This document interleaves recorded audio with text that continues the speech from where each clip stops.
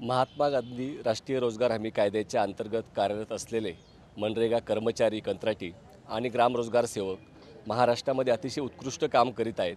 मात्र शासनाने या कंत्राटी कर्मचाऱ्यांचे तसेच ग्रामरोजगार सेवकांचे प्रश्न गेल्या 3 वर्षापासून पेंडिंग ठेवलेले आहेत. प्रत्येक वेळेस आश्वासन दिलं जातं.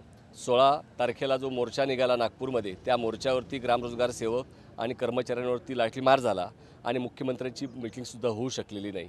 याच्या निषेधार्थ संपूर्ण महाराष्ट्रामध्ये राष्ट्रीय रोजगार हमी कायद्याचं काम पूर्णतः बंद पाडलेलं आहे आणि जोपर्यंत सरकार आमच्या मागण्यांवरती विचार करत नाही तोपर्यंत हे आंदोलन आम्ही चालू ठेवणार आहोत. आमची मागणी आहे की जो अहवाल मनरेगा कर्मचाऱ्यांच्या बाबतीत कमिटीचा जाहीर करायला हवा तो झालेला नाही. ग्रामरोजगारांनासुद्धा इतर राज्याप्रमाणे 8,000 रुपये वेतन दरमहा दिलं पाहिजे. या प्रमुख मागण्यांसाठी आज आम्ही प्रत्येक जिल्ह्याच्या कचेरीवरती मोर्चे नेऊन आम्ही आंदोलन करीत आहोत आणि शासनाने दखल घ्यावी. महाराष्ट्राचे रोजगार हमीच्या या कमिटीचे अध्यक्ष आदरणीय मुख्यमंत्री चव्हाण साहेबांनी मीटिंग द्यावी, ही आमची आज प्रमुख मागणी आहे.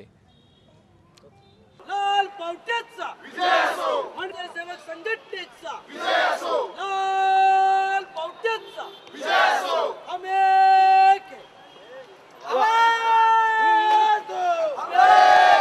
संघटनेचा विजय असो, सर्वांच्या हातपर्यंत सेवक संघटनेचा विजय असो. कोण म्हणतं देणार नाही, घेतल्याशिवाय राहणार नाही.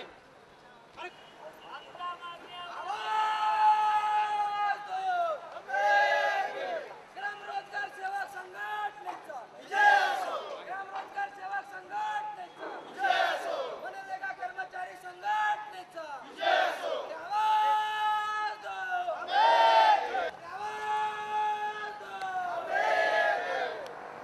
ग्रामरोजगार सेवक एक विजय असो, मनरेगा कर्मचारी एक विजय असो.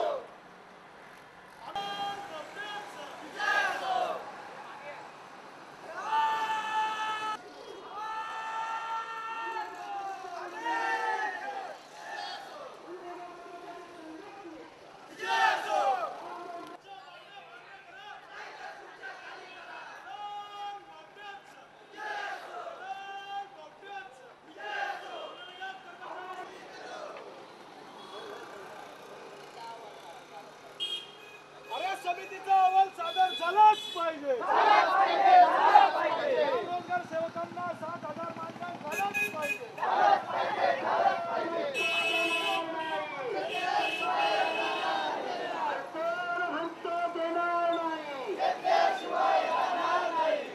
मनरेगा कर्मचारी संघटनेचा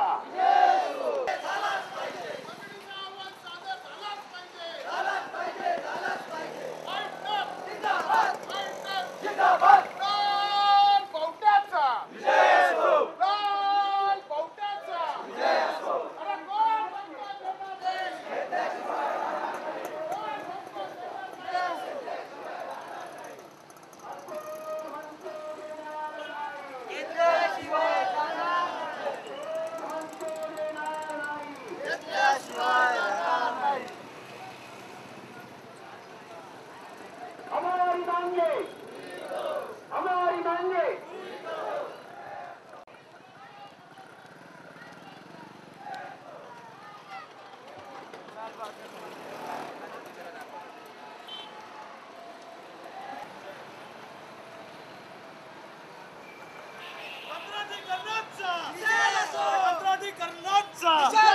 कंत्राटीकरणाचा विषय असो. अरे या लाठीचार्ज सरकारचं करायचं काय?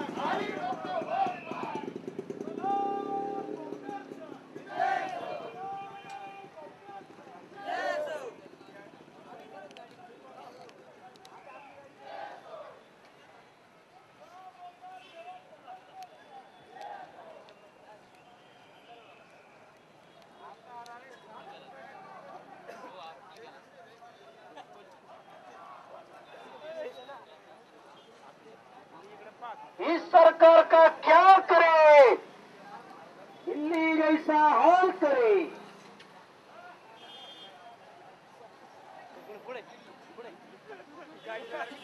मनरेगा कर्मचारी संघटनेचा